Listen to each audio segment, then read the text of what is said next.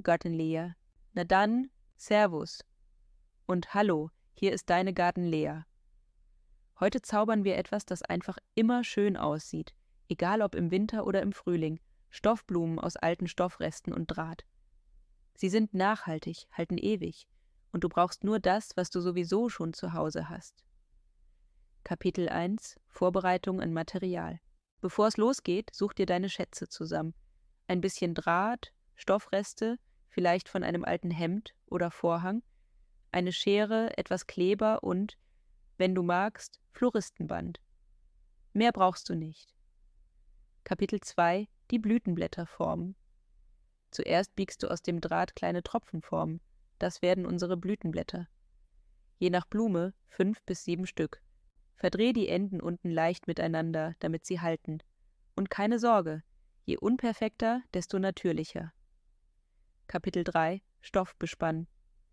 Jetzt legst du den Stoff über die Drahtform, schneidest ihn mit einem kleinen Rand ab und klebst ihn vorsichtig am Rand fest. Ich nutze dafür gerne Organza oder Baumwolle. Der eine wirkt edel, der andere rustikal. Tipp: Wenn du mehrere Farben kombinierst, bekommt die Blume richtig Tiefe. Kapitel 4 – Zusammensetzen der Blüte. Sind alle Blütenblätter fertig, verdreh unten die Drahtenden miteinander und schon entsteht eine wunderschöne Blütenform. In die Mitte kommt eine kleine Stoffkugel, eine Perle oder ein Knopf. Ganz wie du magst. So entsteht dein ganz persönliches Einzelstück. Kapitel 5 – Der Stiel und das Finish. Jetzt nur noch den Stiel umwickeln, mit Floristenband oder Stoffstreifen. Und fertig.